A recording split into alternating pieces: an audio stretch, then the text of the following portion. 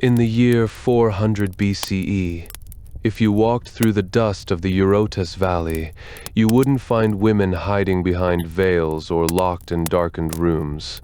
Instead, you'd encounter the thigh flashers, the wealthiest, most literate, and arguably most terrifying women of the ancient world. Meet Kassandra. She is a landowner, an elite athlete, and a state-sanctioned judge of men.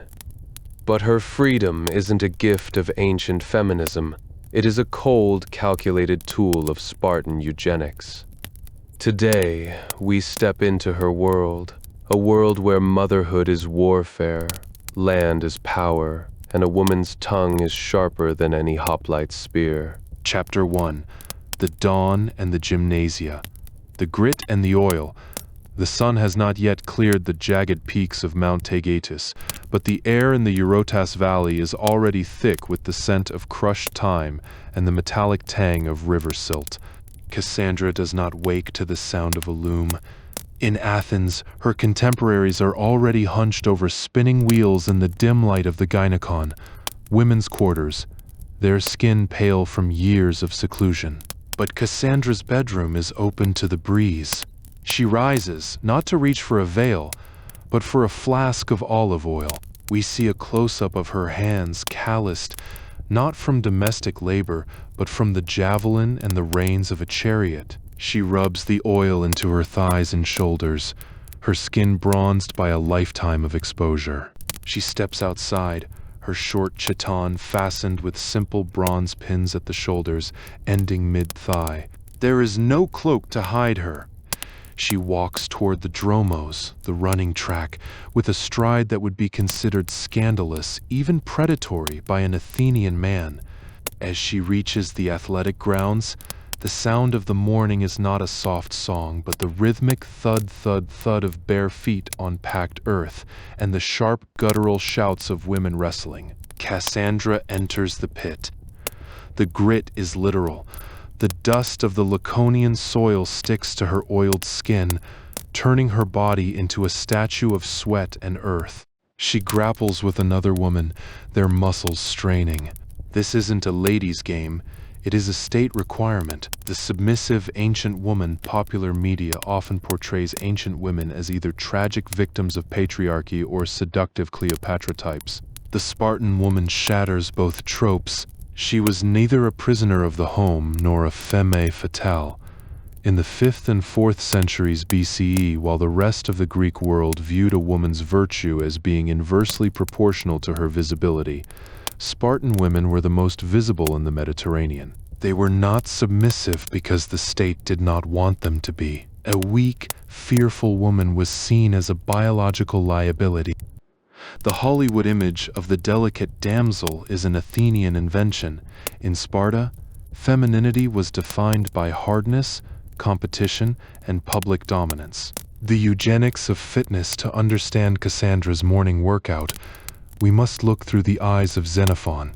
In his Constitution of the Lacedaemonians, he notes that Lycurgus, the legendary lawgiver, believed that since the primary duty of a free woman was to bear children, she should undergo physical training no less rigorous than a man's. He ordained that the female sex should exercise their bodies as much as the male, believing that if both parents were strong, their progeny would be more robust. Xenophon. This was the birth of state eugenics. The Spartan liberation of women, giving them the right to eat the same rations as men, to drink undiluted wine, and to train in public, was not a pursuit of equality in the modern sense. It was a cold, calculated move to turn the female body into a factory for the world's elite infantry. Aristotle, writing later in his Politics, would famously lose his mind over this. He blamed the eventual decline of Sparta on the license of their women, claiming they lived in every sort of intemperance and luxury, and that their influence made the Spartan constitution a gynecontocracy, government by women. To the philosophers of the North, a woman who could wrestle was a sign of a civilization in collapse. To Kassandra, it was the only way to be truly Spartan. The internal monologue of the state. As Kassandra finishes her sprint, her lungs burning, she looks toward the Eurotas River. She knows she is being watched, not by leering men, but by the ephors, overseers, and the elder women. In Sparta, the male gaze was replaced by the state gaze. Every drop of sweat she sheds is an investment in the next generation of the homoioi, the equals. She does not train to be beautiful. She trains to be a vessel. The irony of her freedom is that it is entirely functional. She is free from the loom so that she can be a servant to the bloodline. She catches the eye of a younger girl, perhaps 12 years old, who is struggling with a heavy discus. Kassandra doesn't offer a gentle word. She offers a sharp, laconic critique, a stinging remark about her posture. In Sparta, even sisterhood was a form of combat. Chapter 2. The Education of a Lady. The scratch of the stylus, the sweat from the morning's wrestling has been washed away in the cold, rushing waters of the Eurotas. Now, Kassandra sits in the shade of a limestone portico. To a traveler from Corinth or Thebes, the scene would be unrecognizable as a school. There are no high walls to hide these girls, no veils to mask their faces. Gek. Kassandra holds a wooden tablet coated in blackened wax. In her hand is a bone stylus. The sound is a rhythmic, sharp scritch, the sound of a Spartan woman reclaiming the intellectual ground that, elsewhere in Greece, is a male monopoly. Around her, younger girls, Parthenoi, are practicing their letters, but they are also practicing their voices. One girl recites a verse by the poet Alcman. Her voice is clear, projected with a diaphragmatic strength developed on the running track. She isn't whispering, she is performing. Kassandra watches as the girl stumbles over a complex meter and is immediately corrected, not by a male tutor, but by a Melarine, a young woman leader. The air smells of cedar wood and the iron-rich dust of the courtyard. Here, education isn't an ornament, it is a weapon. Kassandra remembers her own years in this state-run system. She wasn't taught to weave the perfect cloak for a husband she'd never met. She was taught to read the laws of Lycurgus, to calculate the yields of her family's kleros, land allotment, and to compose songs that could either immortalize a hero or devastate a coward. The illiterate Amazon, the most persistent myth about Sparta, is that it was a cultural desert, a city of grunting warriors who loathed the arts. By extension, the Spartan woman is often depicted as a silent, muscle-bound broodmare. The historical reality is far more subversive. Spartan women were likely the most literate and educated women in the entire Greek world. While an Athenian girl's education was informal at best, usually limited to domestic tasks like spinning, weaving, and perhaps basic counting taught by her mother Sparta, recognized that if women were to manage the domestic economy and uphold the national ideology, they could not be ignorant. The Spartan woman was an intellectual athlete. She didn't just know how to read, she was trained in moussaik, a combination of music, dance, and poetry. In a society that prized the laconic style, the art of saying the most with the fewest words, literacy was the foundation of their legendary wit. A woman who couldn't read the records of her estate or compose a biting epigram was a failure to her caste. The agoge for girls, while the male agoge is famous for its brutality, the stealing of cheeses, the floggings, the sleeping on reeds. The female version was a parallel system of state-sponsored socialization. The literacy of the matriarchs. We have strong indirect evidence of Spartan female literacy. Plutarch, in his sayings of Spartan women, records dozens of sharp, complex retorts that require a high level of rhetorical training. Furthermore, Spartan women were expected to handle the home front entirely while men were in the barracks. You cannot manage 40% of a nation's land, as we will see in Chapter 6, if you cannot read a contract or audit a harvest. The choral culture. Spartan education for girls was heavily focused on the choros. These weren't just dance troupes, they were the primary vehicle for state propaganda. Among the Spartans, the girls are educated with as much care as the boys. They are taught to sing and to dance and to participate in the public festivals. Plutarch, the songs they learned, such as the Parthenaea maiden songs by Alcman, were sophisticated compositions. They taught girls to view themselves as part of a collective. These songs often contained shaming verses aimed at men who showed cowardice, effectively making women the judges of male worth. The philosophy of the practical, unlike the sophists of Athens who debated abstract metaphysics, Spartan education was strictly utilitarian. They learned numeracy for managing the oikos household and kleros, poetics for religious festivals and moral policing, political ideology to ensure they would never choose their children's lives over the city's safety. Sparta versus Athens. While the Athenian girl was sequestered within the home to learn modesty and domestic chores, the Spartan girl was a ward of the state. In Sparta, education was a public, physical affair. Spartan women were taught to read and write for the high-stakes management of estates, while their Athenian sisters were often left illiterate, their only glory found in silence. On the Eurotas, a woman's curriculum included mandatory wrestling and discus. In the north, such physical exertion was considered unbecoming of a lady. Intellectual dominance. Kassandra puts down her stylus. She isn't just writing, she is thinking about the power her words hold. In Sparta, a woman's tongue was as feared as a hoplite's spear. When an Athenian woman spoke, she was often ignored or told to return to her loom. When a Spartan woman spoke, the men listened, not necessarily out of respect in the modern sense, but out of a socialized fear of being shamed. Kassandra's education was designed to make her a mother of heroes, but it accidentally created something else. A class of women who were intellectually sharper than almost anyone they encountered outside their borders. They were the keepers of the Spartan brand. They knew the myths, they knew the laws, and they knew exactly how to use a single biting sentence to keep a husband, a son, or a king in his place. As the sun climbs higher, the girls begin their choral practice. The harmony is perfect, mathematically precise, and loud enough to be heard across the valley. It is the sound of a city where the weaker sex was actually the state's most formidable moral anchor. The state tool reality, we must remain scholarly in our assessment. This education was not for self-actualization.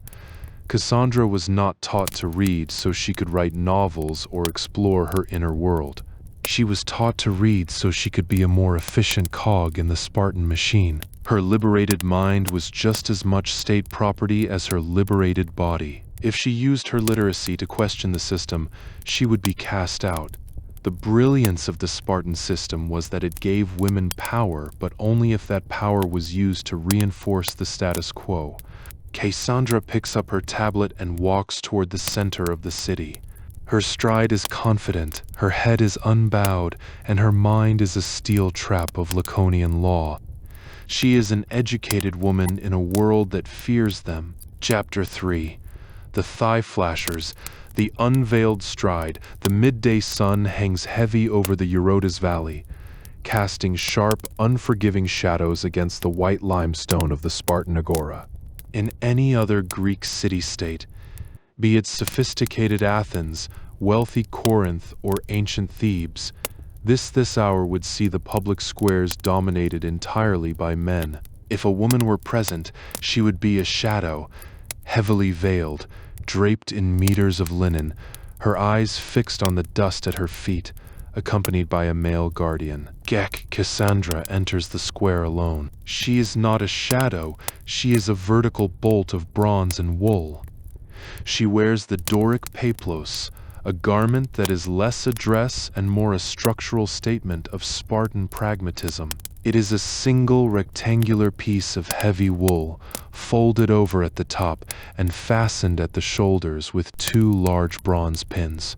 Most importantly, it is unsewn down the side. As she walks, the slit in the fabric opens with every stride, revealing the powerful, sun-browned muscles of her thighs, the result of the morning's wrestling and the previous decade's sprinting. To an Athenian visitor, this is a sight of profound moral decay.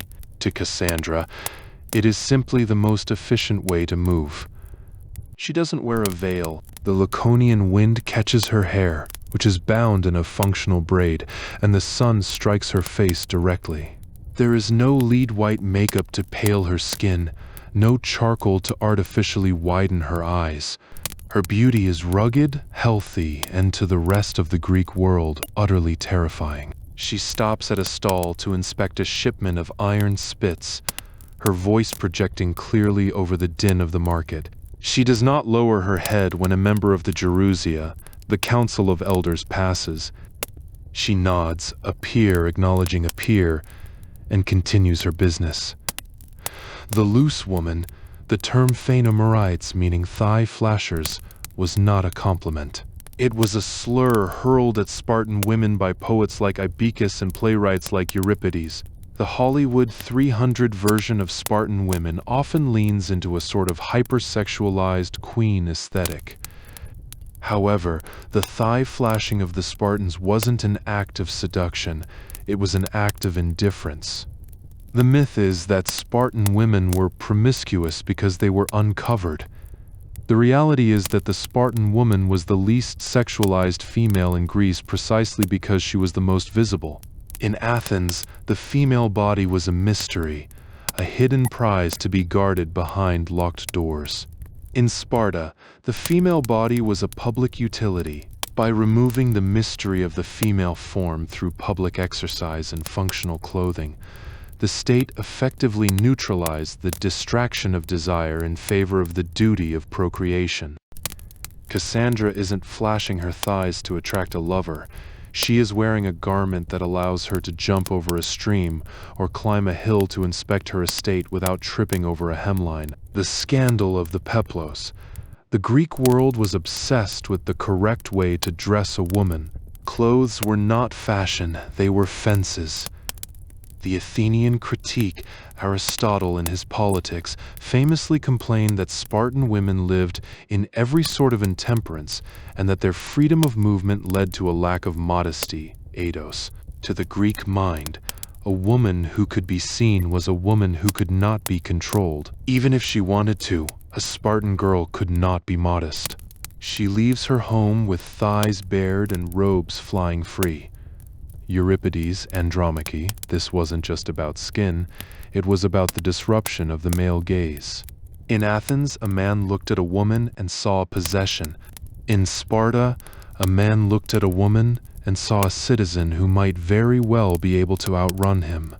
The Doric versus Ionic divide archaeological evidence in pottery show a clear distinction.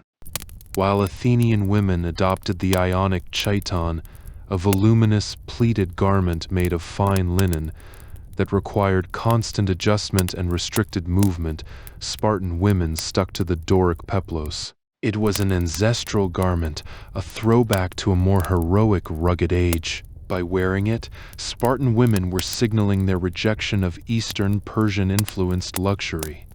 They were the true Greeks, unburdened by the vanity of the loom. Plutarch and the naked festivals. Plutarch records that during certain festivals, Spartan maidens would process and dance in the nude, gymnos, which could mean totally naked or simply lightly clad in a short tunic. He argues that this did not lead to lewdness, but rather to a simplification of manners and an emulation of noble bodies. There was nothing disgraceful in the girls' nudity, as it was accompanied by modesty and they were free from all luxury. Plutarch, Life of Lycurgus. This was the ultimate subversive act. The state used exposure as a form of social engineering to remove the shame associated with the female body, turning it instead into an object of national pride and health. The thigh flasher as a political agent. Why did the Spartan state allow and even mandate this lack of modesty? It boils down to the core Spartan tenet of transparency. In Sparta, secrecy was the enemy of the state. Men lived in barracks, they ate in public mess halls. By extension, women were expected to exist in the public eye. A woman hidden behind a veil was a woman who could be plotting, or a woman who could be hiding a physical deformity that would make her unfit for breeding. Kassandra's thigh flashing is a badge of her status as a free woman. Only the Helots, the enslaved class, and the foreigners were expected to hide or to be overly concerned with the protections of heavy clothing. For the Spartan elite, the ability to stand in the sun, skin to air, was a mark of their superiority over the soft Greeks of the north. The psychology of the gaze. As Kassandra walks through the agora, she isn't just a passive object being looked at. She is a spectator. In Sparta, women were encouraged to watch the men train and to shout critiques. If a man was performing poorly in his drills, a woman like Kassandra wouldn't look away out of politeness. She would jeer. She would use that laconic tongue to mock his lack of stamina. Her scandalous clothing was her uniform as a judge of the state. You cannot be a judge if you are hidden in a dark room. You must be in the arena. Kassandra reaches the edge of the market where she meets a friend. They don't hug in the soft, dainty way of the stage Athenians. They clasp forearms. They stand with feet apart, balanced, their peplois shifting in the wind. To any passer-by from the rest of the world, they look like a pair of soldiers momentarily out of armor. The irony of freedom, we must circle back to the subversion. Is Kassandra free because she can show her legs? From a modern perspective, we might see her as a feminist icon, a woman who rejected the burqa-like constraints of her era. But from a scholarly perspective, her clothing is just another form of uniform. She wears the peplos, not because she chooses to express her true self, but because the laws of Lycurgus demand that her body be accessible to the sun, the air, and the scrutiny of the city. Her thighs are not hers. They are the property of the Spartan military machine, kept strong and exposed to ensure they are ready for the stresses of childbirth. The thigh flasher is a liberated woman, yes, but she is a prisoner of her own excellence. Kassandra adjusts the bronze pin on her shoulder. It's heavy, functional, and sharp. It serves a dual purpose. It holds her garment together, and in a pinch, it can be used as a weapon. In Sparta, even the jewelry has a point. Chapter 4. The marriage ritual, the bronze shears.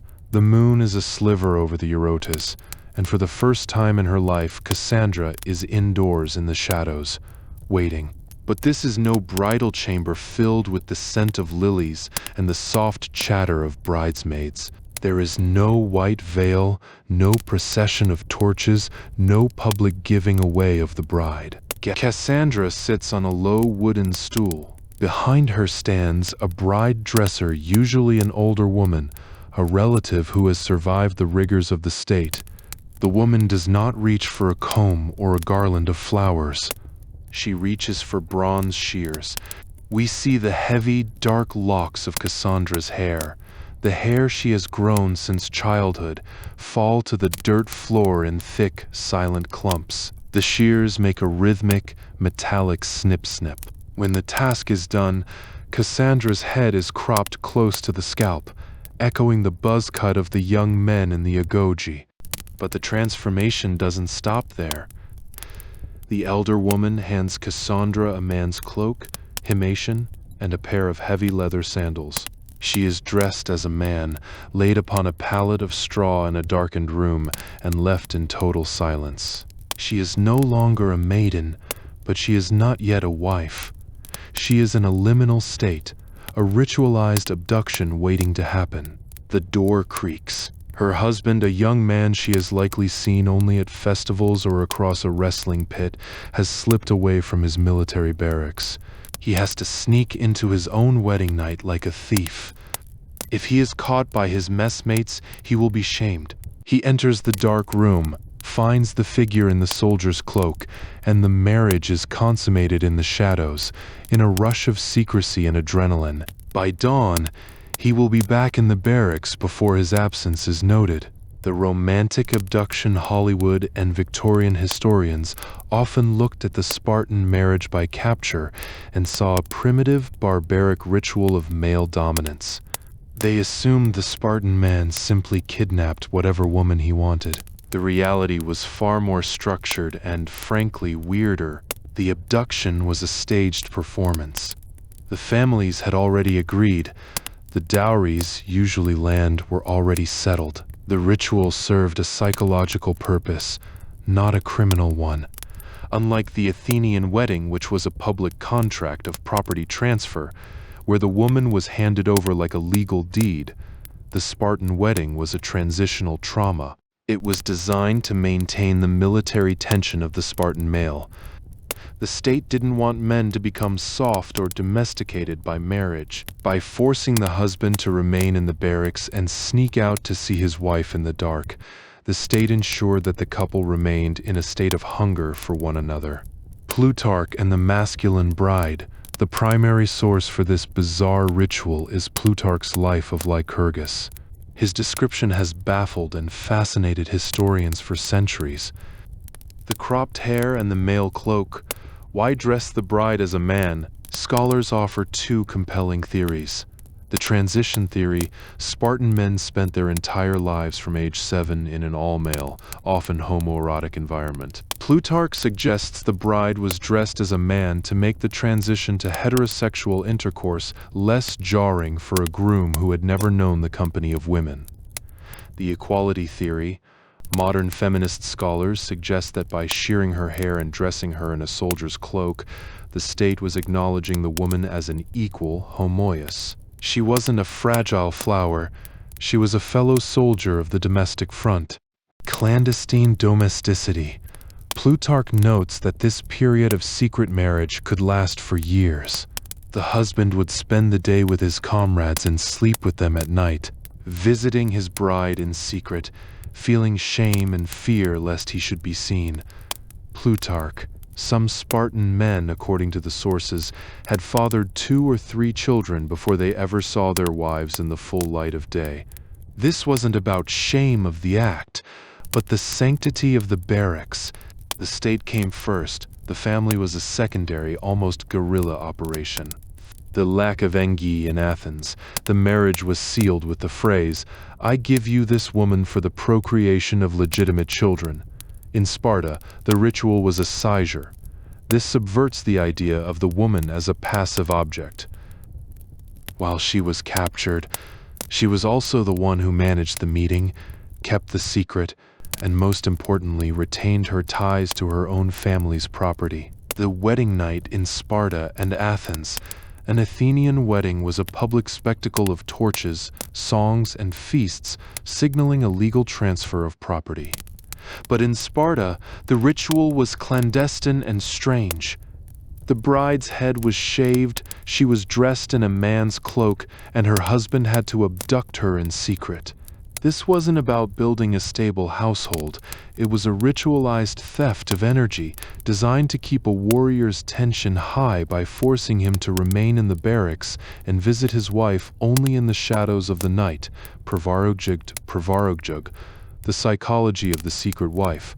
Kassandra, lying in the dark after her husband has slipped back to his barracks, is not a wife in the sense that a woman in Corinth is a wife. She doesn't have a husband to protect her, to provide for her, or to tell her what to do during the day. This ritual created a unique psychological profile, the autonomous matriarch. Because her husband was a visitor, a shadow in the night, Kassandra remained the absolute master of her physical space during the day. She didn't have to obey a man who wasn't there. The marriage ritual, while seemingly strange and even demeaning to modern eyes, was actually the mechanism that granted Spartan women their domestic sovereignty. By removing the husband from the home, the state accidentally, or perhaps intentionally, handed the keys of the city to the women. The eugenics of desire. The Spartans believed that children conceived in this state of secrecy and hunger would be stronger, more spirited, and more robust than children conceived in the boredom of a regular bed. This was not only a lesson in temperance and self-control, but it also meant the bodies of the children were more fertile and the passion more vigorous. Xenophon-Cassandra's marriage is a military contract. Her cropped hair is a sign that she has joined the adult equals. She has traded her maidenhood for a position of power. She isn't weeping for her lost hair. She is looking at her hands in the dim light, realizing that for the next 20 years, while her husband is playing soldier, she will be the one ruling the estate. The capture is over. Now the management begins. Chapter 5. Lords of the Manor. The Iron Ring of Authority. The morning mist still clings to the olive groves of the Eurotas Valley, but Kassandra is already at the perimeter of the Claros, the state-assigned landed estate that serves as the lifeblood of her family's status. In Athens, a woman of her rank would be sequestered in the gynecon, the innermost room of the house, perhaps supervising the weaving of a single cloak. Kassandra, however, stands on a stone outcropping, silhouetted against the rising sun. At her waist hangs a heavy iron ring. These aren't just keys to a larder, they are the keys to the granaries, the wine presses, and the tool sheds. As she walks, the iron clacks against her hip, a rhythmic, metallic reminder that while her husband is 2 miles away practicing the phalanx push, she is the chief executive officer of the Spartan economy. We see her inspecting the barley yields. She doesn't just glance, she runs the grain through her fingers, checking for dampness or rot. She confronts a Helot overseer, her voice sharp and commanding. There is no male intermediary. There is no guardian Kyrios standing behind her to validate her decisions. When a dispute arises over the distribution of the olive harvest, she settles it with a few curt words. Her husband, Agesilaus, is a ghost in this house. He is a soldier, a consumer of the state's resources. Kassandra is the producer. She watches a wagon being loaded with the surplus that will be sold at the border, profit that will belong to her, to manage and reinvest as she sees fit. The domestic seclusion, the prevailing Hollywood image of the ancient woman, is one of total domestic erasure. We imagine her as a silent figure in the background of a male-dominated epic. In Sparta, this dynamic was inverted. While Spartan men were liberated from labor to focus on war, they were also effectively evicted from their own homes. From the age of 7 until age 30, a Spartan male lived in the barracks, Andrea. Even after 30, he ate his main meals in the Sycidia, common mess. He was a visitor in his own household. This created a massive power vacuum, and the Spartan state did not leave that vacuum to chance. They filled it with the women. Spartan women were not homemakers in the Victorian sense. They were estate managers. They oversaw the labor of the Helots, managed the complex logistics of the Claros, and handled the finances. To call a Spartan woman domestic is like calling a modern CEO a housekeeper. Aristotle's nightmare. To understand the radical nature of Kassandra's power, we have to look at how much it terrified the rest of the Greek world. The gynecontocracy ruled by women, Aristotle in his Politics was scathing about the influence of Spartan women. He argued that because the men were away at war for so long, the women became unruly and assertive. The Spartan legislator ignored the women who live in every sort of intemperance and luxury. The result is that in such a state, wealth is highly valued, and the men are ruled by their wives. Aristotle, Politics 2.1269b. Aristotle wasn't just complaining about attitude, he was complaining about logistics. He observed that Spartan men were so conditioned to follow orders that they extended this habit to their wives. In his view, the Spartan military machine was ironically undermined by the fact that the soldiers were henpecked by the women who controlled the money. Xenophon's O Economicus versus Spartan reality.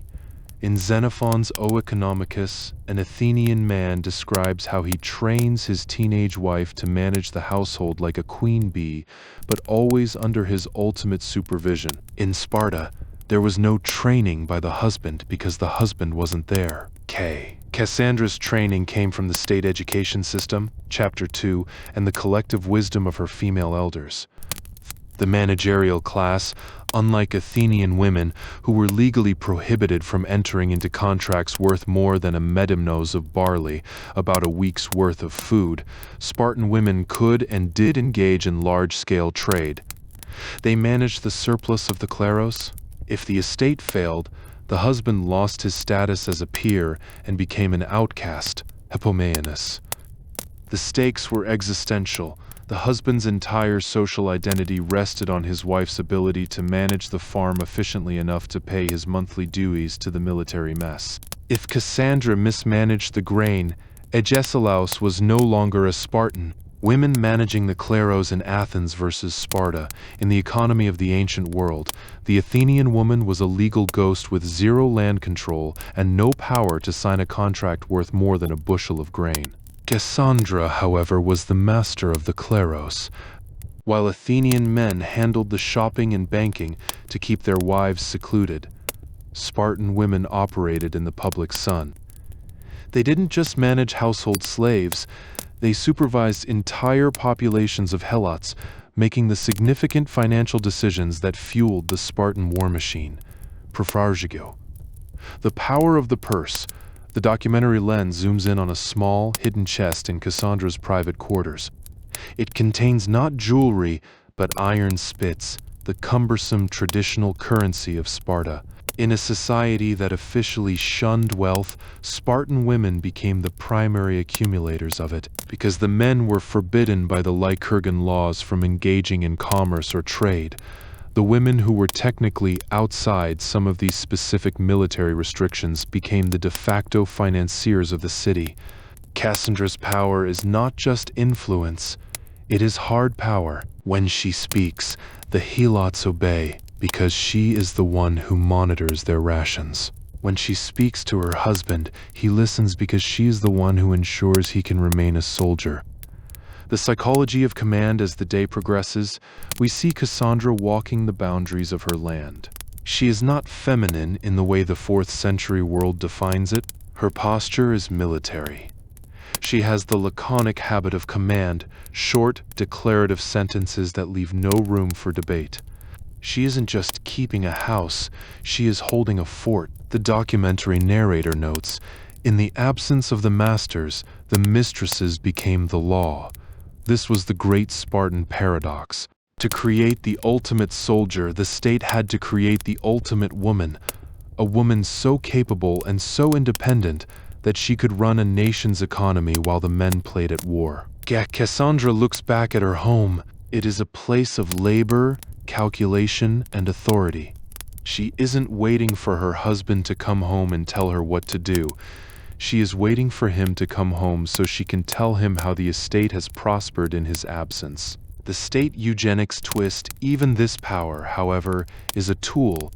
The state allows Kassandra this authority because a weak woman would allow the kleros to fail, which would weaken the army. Her freedom to rule the manor is a delegated authority from the state, designed to ensure that the soldier is never distracted by the trivialities of survival. Kassandra is the manager of a military supply depot that just happens to be her home. She is the lord of the manor, but the manor belongs to the machine. Chapter 6. The wealth factor, the boundary stone. Kassandra stands at the edge of a rolling hillside, her hand resting on a waist-high pillar of rough-hewn limestone. This is a horos, a boundary stone. In Athens, such stones were symbols of male debt or the limits of a patriarch's reach. Here, in the red earth of Laconia, this stone marks the edge of land that belongs to Kassandra herself. She doesn't just manage this estate for her husband, she holds the title to it. She inherited a portion from her father, and another substantial tract came to her upon the death of her mother. As she looks out over the silver-green canopy of olive trees, she isn't thinking of the beauty of the grove. She is calculating. She knows exactly how many aegina, measures of oil, these trees will produce, and she knows that the profit from the surplus is hers to keep, to lend, or to use to buy more livestock. The wind whips her short peplos against her legs, but she doesn't move. There is a profound, quiet weight to her presence. In a world where women are almost universally treated as chattel or perpetual minors, Kassandra is a landowner. She is one of the rich women of Sparta, and in 400 BCE her net worth likely exceeds that of many kings in the north. The penniless dependent. The standard historical narrative suggests that ancient women lived entirely on the whims of their male relatives. They were passed from father to husband, and if the husband died, to a son or a brother. They were, legally speaking, invisible. Sparta was the great anomaly. While the rest of the Mediterranean treated female property rights as a dangerous joke, Spartan women were the wealthiest females in the known world. By the time of our protagonist, Kassandra, the equality of the early Spartan system had begun to warp under the weight of its own success and its own losses. The Peloponnesian War had gutted the male population. With fewer sons returning from the front, the strict laws of inheritance began to funnel massive amounts of land into the hands of daughters. By the middle of the 4th century BCE, women would own nearly 2/5, 40% of all the land in Laconia. Aristotle's nightmare. No one was more horrified by this than Aristotle. Writing with the typical bias of a man who believed women were mutilated males, he looked at Sparta and saw a society being devoured by its feminine license. 1. The problem of the epikleros in Athens. If a father died with only a daughter, an epikleros, the girl was a mere vessel. She was forced to marry her nearest male relative, even an uncle, just to keep the land in the male line. She never owned the land. She was simply the bridge across which the land walked to the next man. In Sparta, the rules were different. A Spartan heiress had significant control over who she married, and, crucially, she retained her rights to the property. While the men were away at war, the women were left in charge of everything. And because the law allowed them to inherit and be given land as dowries, the wealth of the country fell into their hands. Aristotle, Politics 2, the dowry loophole. In most Greek cities, a dowry was a gift to the husband to support the wife. In Sparta, a woman's dowry, often consisting of land, remained hers. If she divorced her husband, which she could do with relative ease compared to an Athenian woman, she took her land with her. This gave Spartan women an unprecedented level of exit power in a marriage. A husband who mistreated a wealthy wife didn't just risk a domestic argument, he risked losing his entire financial base. The decree of Epitideus, shortly before Cassandra's time, a new law, the Ratra of Epitideus, allowed Spartans to give away or bequeath their land to whomever they wished, rather than the land automatically staying in a rigid state-assigned lineage. This broke the old system and allowed wealthy women to accumulate massive private holdings. The wealth gap. Sparta versus Athens. Aristotle's nightmare was the Spartan law of inheritance. In Athens, a woman was barred from owning real estate, but in Sparta, a daughter could inherit and bequeath land just like a son. This created a class of female plutocrats who controlled nearly 40% of the country's wealth. While the Athenian woman remained a legal minor under a male guardian's thumb, the Spartan woman was a financier, capable of engaging in large-scale deals that could make or break a city's economy.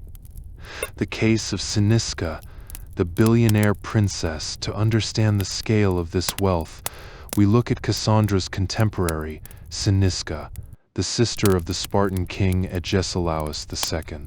Cyniska didn't just own land, she owned a racing stable.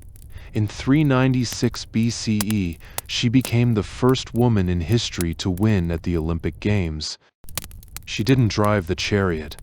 Women weren't allowed in the stadium, but she funded it. She bred the horses, hired the drivers, and paid for the training. She later erected a victory monument with an inscription that basically told the men of Greece, "I am the only woman in all of Greece to have won this crown." This wasn't just a sports victory, it was a flex of pure capital. Only the incredibly wealthy could afford to compete in chariot racing, and Cynisca had the cash to beat the most powerful men in the Mediterranean. The psychology of the Plutarch-esque Kassandra isn't a socialist hero. She is a member of a shrinking, elite caste of super Spartans. The documentary narrator notes, "The freedom of the Spartan woman was not a victory for human rights, it was a victory for the concentration of capital."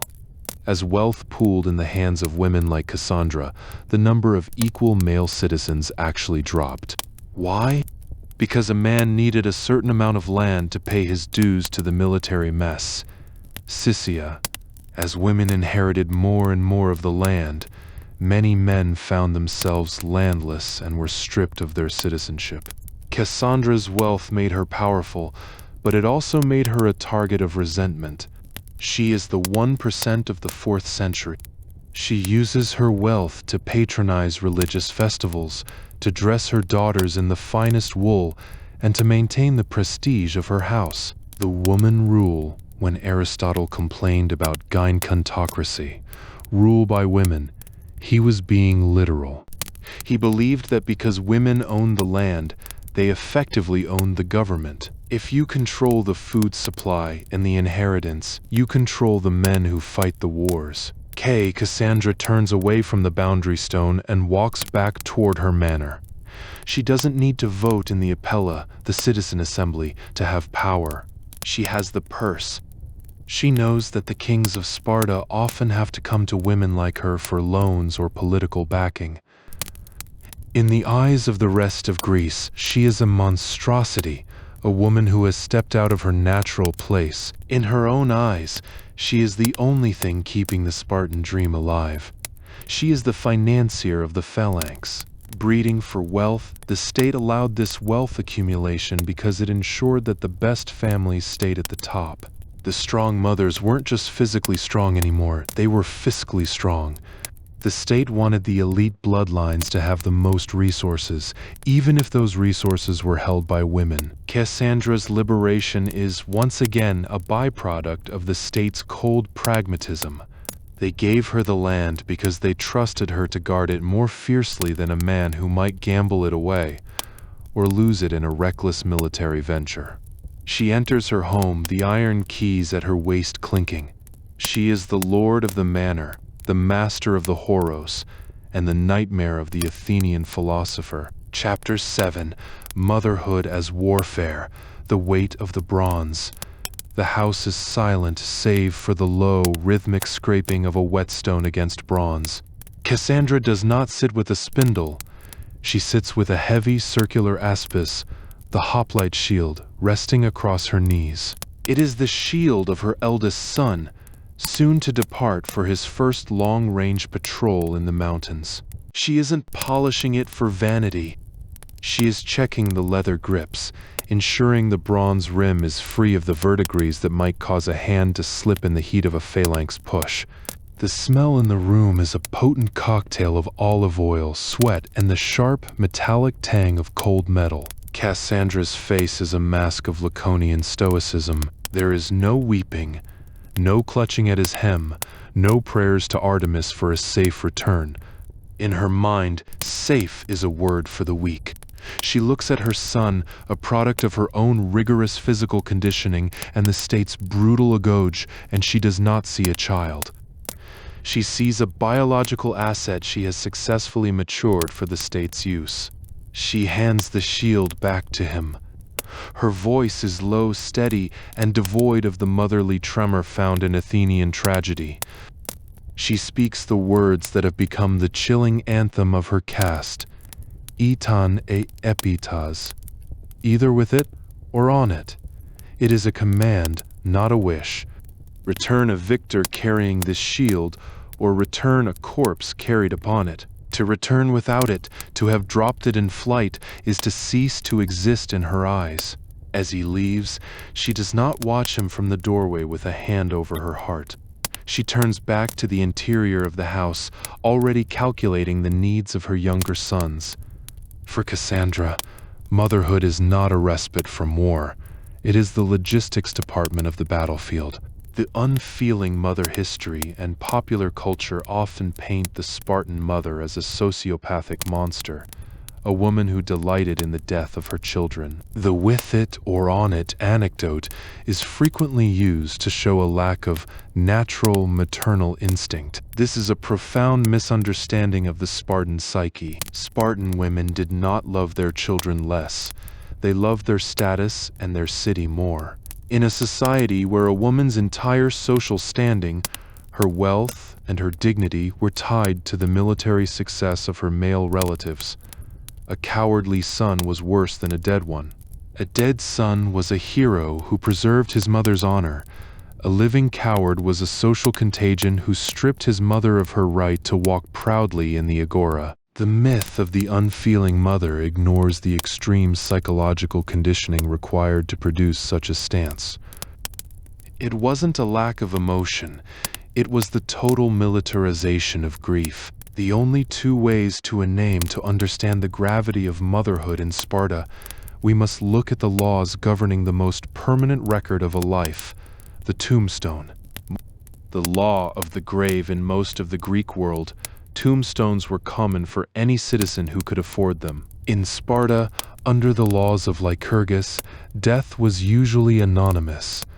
Personal memorials were forbidden to prevent the vanity of the individual from overshadowing the state, with two specific exceptions. He did not allow them to inscribe the names of the dead upon their tombs, except only for men who had died in war and women who had died in childbed.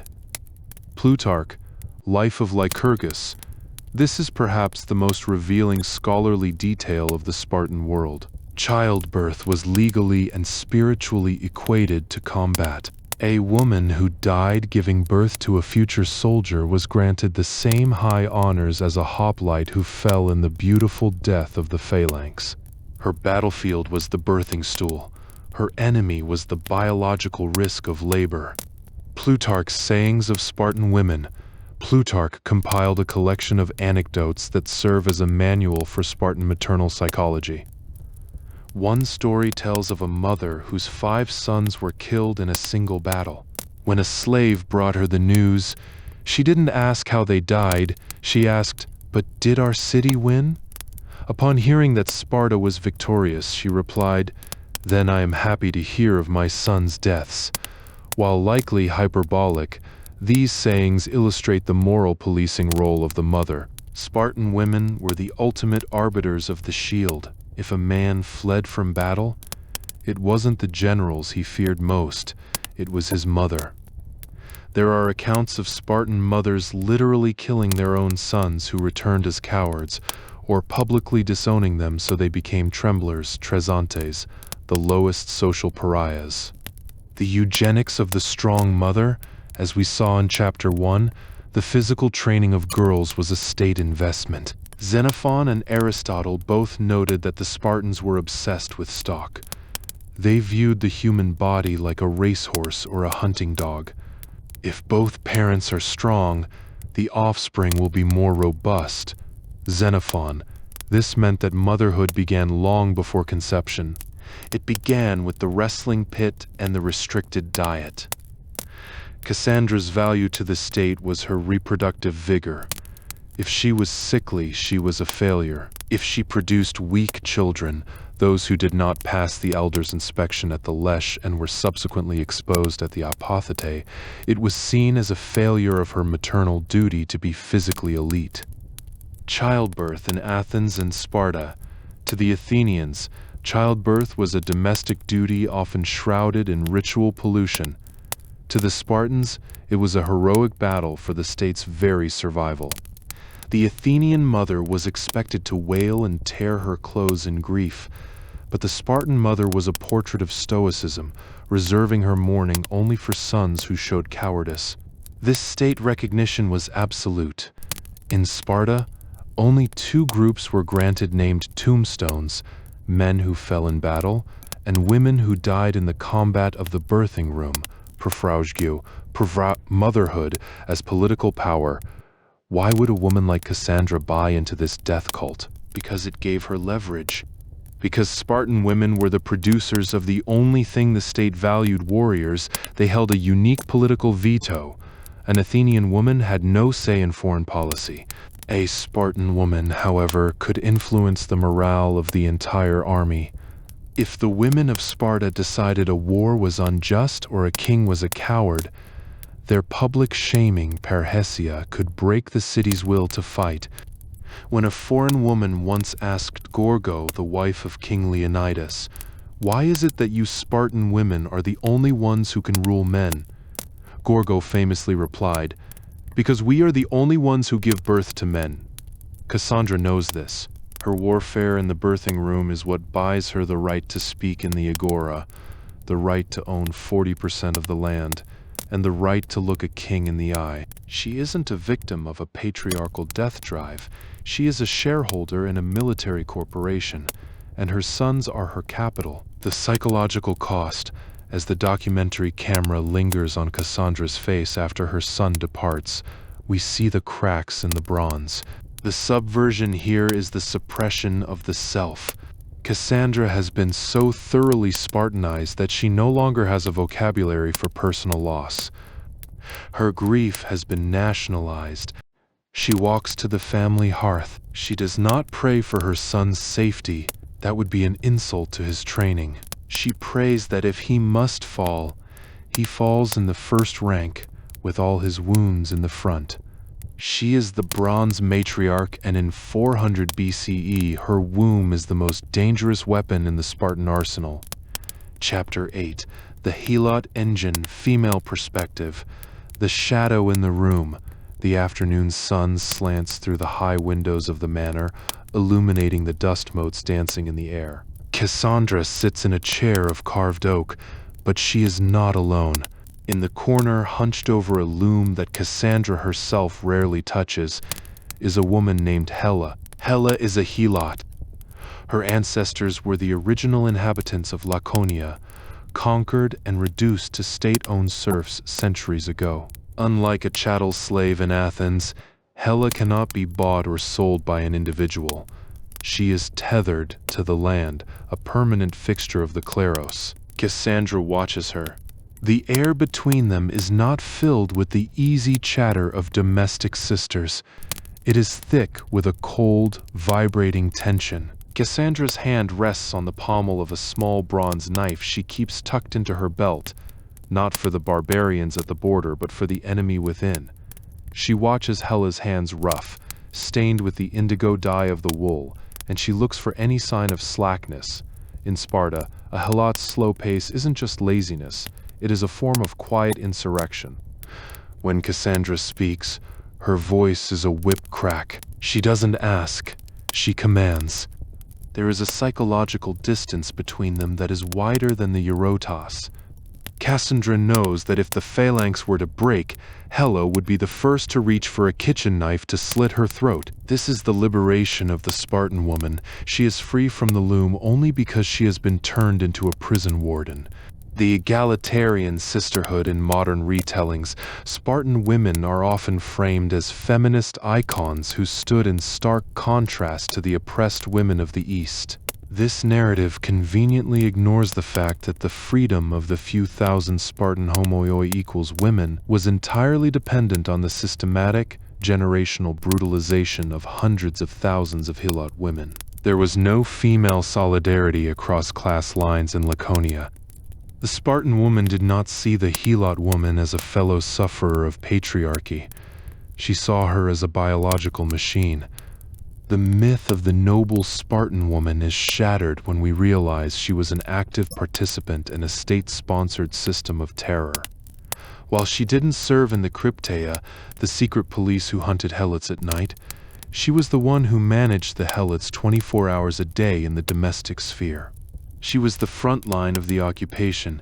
The most enslaved and the most free ancient observers were fascinated and repulsed by the Spartan Helot dynamic. It was unlike anything else in the Greek world. Critias and the paradox of liberty. The Athenian politician Critias famously remarked that in Sparta, the free are the most free and the slaves are the most enslaved. This was particularly true for women. Because Spartan women had such high status and such immense property rights, chapter 6, the gap between them and their Helot servants was a chasm. An Athenian woman and her slave might share the same domestic space and the same tasks. A Spartan woman and a Helot shared nothing. One was an athlete and a landowner. The other was a beast of burden.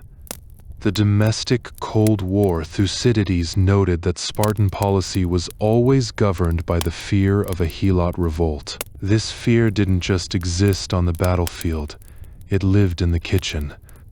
Spartan women were trained to be hard matriarchs, specifically because they were the primary supervisors of the Helot population. While the men were in the mess halls, the women were alone in the manors with a population that outnumbered them 7-1. This necessitated a psychology of permanent surveillance. 3. The export of the Spartan nurse, paradoxically. Helot women were the primary caregivers for Spartan children. Spartan women did not want to be tethered to the nursery, so they utilized Helot wet nurses. These nurses were so famous for their toughness, raising children without swaddling clothes to make them hardy, that they were exported as a luxury service to wealthy families in other Greek cities. Spartan nurses were highly prized. They taught children not to be afraid of the dark or of being alone, and to be content with simple food. Plutarch. This creates a haunting psychological image. The Spartan child was suckled by a woman whose own children were likely working the fields in subhuman conditions. The Spartan woman's superiority was literally built into the child's body through the milk of the occupied. Who does the work? Athens versus Sparta. The liberated Spartan woman stood on the neck of the Helot, while Kassandra oversaw yields and set the ideological tone for her children. The Helot woman Hella performed the grueling labor of the plow and the loom. The distinction was marked by their very skin. Kassandra wore the high-quality, functional peplos of a citizen, while Hella was forced into a subhuman uniform of animal skins and a distinctive dogskin cap, forever marking her as the enemy within. The dogskin cap, to maintain the hierarchy, the Spartan state enforced a dress code for Helots that was designed to dehumanize. Helot women were often forced to wear a cap made of dog skin and garments of rough animal hides. Kassandra doesn't just see Helo as a servant, she sees her as a symbol of conquest. Every time she looks at Hella, she is reminded of her own superiority. The documentary narrator notes, in Sparta, the mirror of the elite woman was the broken reflection of the Helot. Kassandra's freedom from domestic drudgery, her ability to wrestle, to learn poetry, and to manage land, is a luxury bought with the stolen time of the Helot woman. If Hella stops weaving, Kassandra must return to the loom. If Helo stops farming, Kassandra's husband loses his citizenship. The psychology of the occupier. As evening approaches, Kassandra dismisses Hella. There is no thank you. There is no acknowledgement of the long hours Hella has spent at the loom. Kassandra watches her walk away, noting the slight slump in her shoulders. Does Kassandra feel guilt? Scholarly consensus suggests no. The Spartan education system was designed to strip away such Athenian sentiments. To Kassandra, Hella is a dangerous natural resource, like a river that might flood or a fire that might burn the house down. You don't pity the river, you dam it. You don't empathize with the fire, you contain it. This is the dark engine of the Spartan Golden Age. The women were the keepers of the domestic peace in a society that was perpetually on the brink of civil war. Their liberation was a military necessity, turning the home into a garrison and the mistress into a commander. Kassandra locks the heavy oak door of the storehouse. She feels the weight of the iron keys. They are not just symbols of her wealth. They are the bars of a cage that holds both her and Hella. They are bound together in a symbiotic dance of power and resentment, the bronze matriarch and the shadow, the two women who together fuel the most feared war machine in history. Chapter 9: Religion and Choral Dance. The phalanx of grace, the dust of the agora, and the blood of the birthing room are washed away once more, but this time the water is scented with saffron and rosewater. Kassandra stands in the sacred grove of Amyclae, a few miles south of the city proper. It is the height of the Hyacinthia, a 3-day festival dedicated to the mourning and rebirth of Hyacinthus, the beloved of Apollo. Kassandra is no longer the lord of the manor or the wrestling matriarch. She is a choregos, a leader of the choral dance. Around her, a circle of women, ranging from young girls to silver-haired elders, stands in a formation so precise it rivals the geometry of a hoplite phalanx. The sound begins not with a shout, but with the haunting nasal drone of the aulos, a double-piped flute. As the music swells, Kassandra leads the movement. It is not the swaying, delicate dance of an Athenian maiden behind closed doors. This is an athletic performance. The women leap. They strike the ground with their heels in a rhythmic thunder that echoes off the Taygetus mountains. Their voices rise in a complex, multi-part harmony, a Parthenian maiden song that tells the history of their gods and the glory of their ancestors. The heat of the sun is intense, but no one falters. To miss a step is not a social faux pas. It is a religious failing and a breach of state discipline. As they dance, the men, the kings, the ephors, and the soldiers watch from the perimeter. They aren't looking for grace in the aesthetic sense. They are looking for synchronization. They are watching the health of the state's reproductive engine expressed through the medium of sacred geometry. The uncultured Spartan, the Hollywood version of Sparta, is a city of stone and iron, populated by men who only know how to grunt and women who only know how to scowl. We are led to believe that art was an Athenian luxury that Spartans viewed with contempt. The historical reality is a jarring subversion. In 400 BCE, Sparta was arguably the musical and choral capital of the Greek world. While Athens produced the greatest playwrights, Sparta produced the greatest lyric poets and choral arrangements. The Spartans believed that music was the most effective tool for social control. If you could get 1,000 citizens to sing and move in perfect unison, you could get them to fight in perfect unison. The myth that Spartans hated culture stems from their rejection of rhetoric, the art of long-winded speaking, and theater, the art of pretending to be someone else. They didn't hate art. They hated art that didn't serve the state. Choral dance was the ultimate state art. It was public, it was physical, and it was collective. The Partheneia and the cult of beauty. The primary evidence for this vibrant cultural life comes from the fragments of poets like Alcman, who lived and worked in Sparta. The girl groups of antiquity, Alcman's poetry was written specifically for choruses of young Spartan women. These maiden songs are surprisingly intimate and competitive. They describe the girls' beauty, their rivalries, and their shining hair. For she herself is fair, and her hair like pure gold blossoms, and she has the silver face of a goddess. Alcman, Fragment 1, scholars note that these dances were essentially a public audit of the state's genetic health. By parading the women in choral dances, the state displayed its wealth, not in gold, but in the physical perfection of its future mothers. The caryatid dance, one of the most famous Spartan dances, was the caryatid, performed in honor of Artemis Caryatid.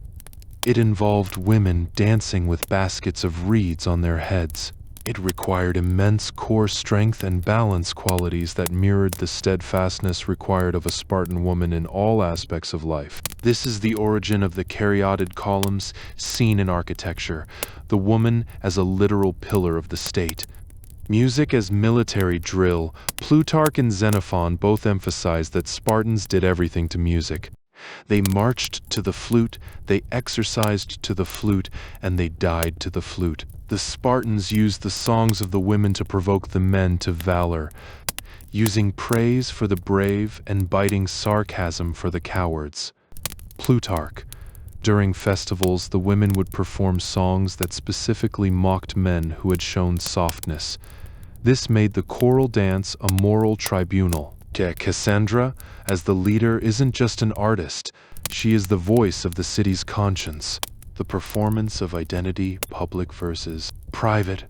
Religion in Athens was often a private, women-only affair, but in Sparta it was a display of athletic grace for all to see. Spartan choral dances were high-energy, leaping performances designed as a social audit, where men were encouraged to watch the physical perfection of the state's women. Their songs didn't just offer prayers for fertility. They were weaponized lyrics used to commemorate state law and publicly mock the cowards of the last campaign. For the religious exempt in a society as rigid as Sparta, religion was the only arena where a woman could claim a status that transcended her biological utility. As a leader of the chorus, Kassandra is a priestess of the moment. She is the bridge between the mortal polis and the divine cosmos. However, even here, the documentary lens must remain critical. The freedom to dance in public was not about self-expression. It was about calibration. The songs Kassandra sings are state-sanctioned. The movements she performs are prescribed by ancient law. The subversion lies in the total lack of privacy. In Athens, a woman's virtue was found in her absence from the public eye. In Sparta, a woman's virtue was found in her ability to perform perfectly under the collective gaze of the city. The psychology of the spectacle: as the dance ends, the women stand perfectly still, despite the sweat pouring down their faces. There is no applause. Spartans don't applaud. There is only a heavy, pregnant silence. Kassandra feels the eyes of the young men on her. She knows that for them, this dance is a mating display of the highest order. They aren't looking for a submissive wife. They are looking for the woman who can lead a chorus for 6 hours without breaking her posture. They are looking for the karyatide, the woman who can support the weight of a household and a city without flinching. She steps out of the formation. The divine moment is over, and she returns to being the administrator of the kleros. But the song stays with her. It is the rhythmic pulse of the state. She realizes that her voice is only powerful because it is part of the we. The state tool reality, the festival of Hyacinthia, was ultimately about the continuity of the bloodline. The mourning for the dead youth, Hyacinthus, and the celebration of the god, Apollo, mirrored the Spartan cycle of life. The individual must die so the state can endure. Kassandra's dance was a rehearsal for sacrifice. She dances to honor the gods, but she also dances to prove she is ready to send her sons to the grave for those same gods. Her beauty is a weapon, her grace is a drill, her song is a law. Chapter 10, The Laconic Tongue, the Final Verdict. Night has fallen over Sparta. The fires of the Syssitia, the men's mess halls, flicker in the distance, but in the courtyard of her manor, Kassandra sits in a pool of moonlight. Her husband Agesilaus has returned for a rare, brief visit. He stands before her, unarmored but carrying the weight of a failed skirmish on the Arcadian border. He is defensive, his speech long-winded as he explains the tactical nuances and the unfavorable terrain that led to his unit's retreat. Kassandra does not interrupt. She waits, her silence a physical pressure. In Athens, a wife would offer comfort or perhaps a quiet prayer of thanks for his safety. But Kassandra is a daughter of the Eurotas. She lets his excuses hang in the air until they wither.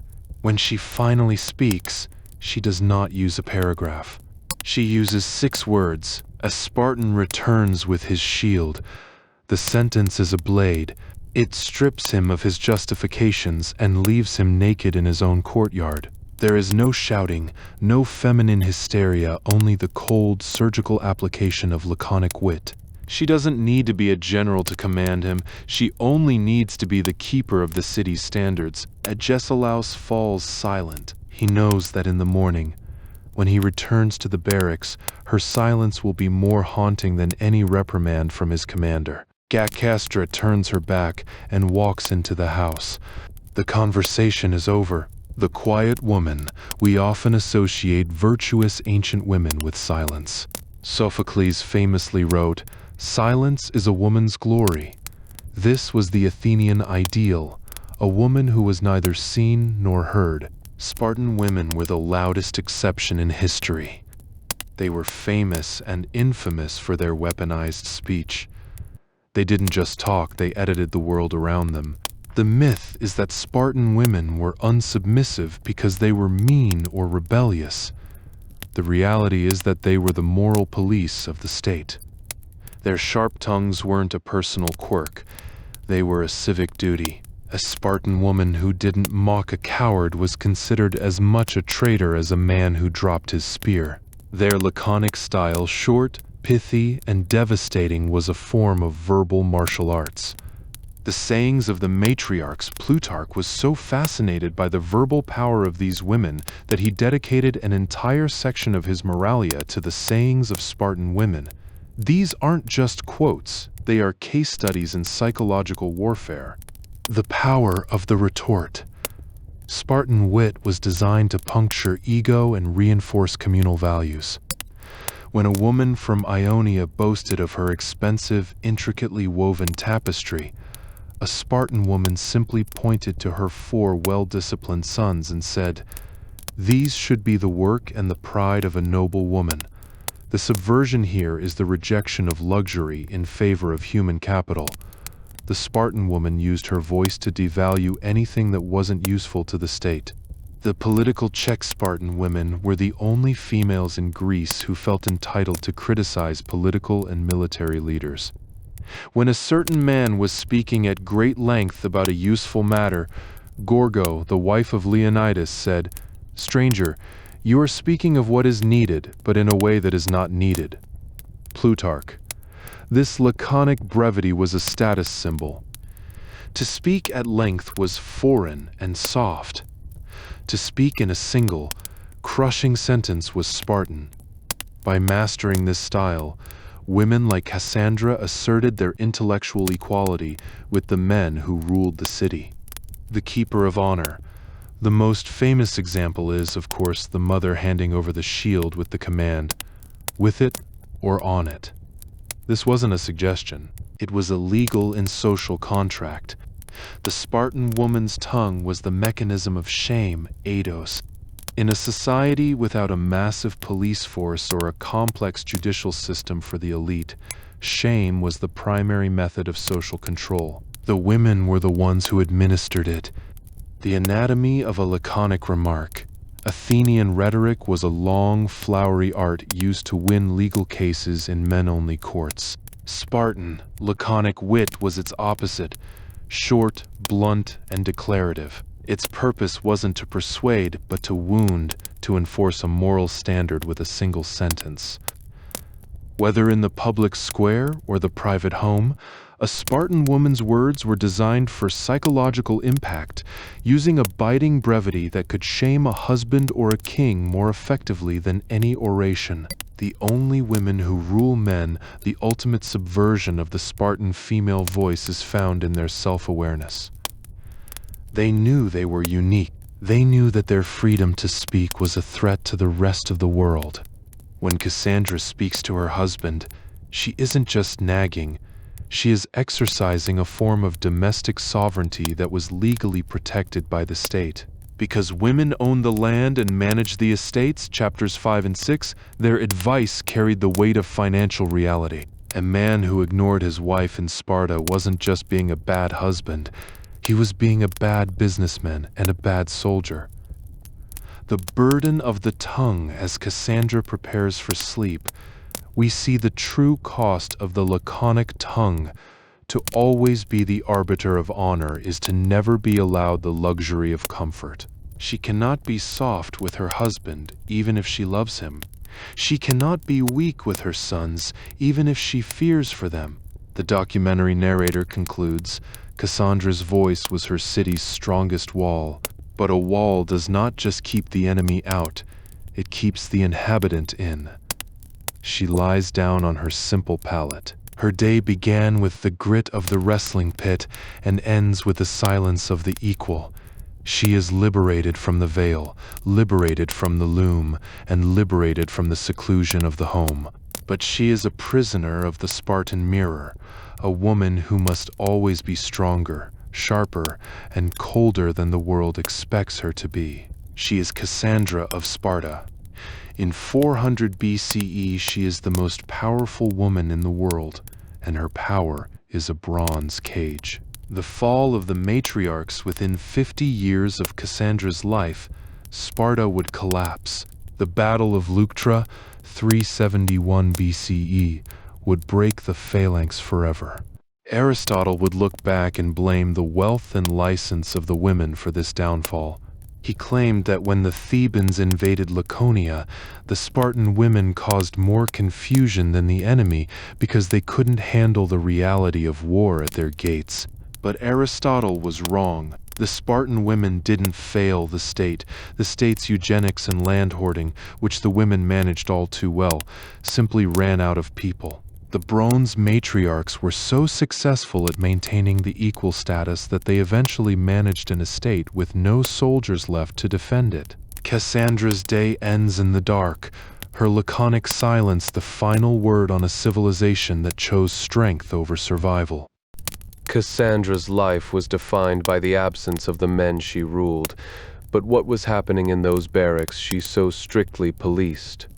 To understand the full weight of the Spartan machine, you have to see the life of the men she held to such impossible standards, the warriors who lived in the mud so their wives could rule the manor. Next, watch A Day in the Life of a Spartan Warrior to see the brutal reality of the agoge and the secret world of the mess halls that Cassandra's sons were born to conquer. Don't forget to subscribe to follow the pulse of the ancient world.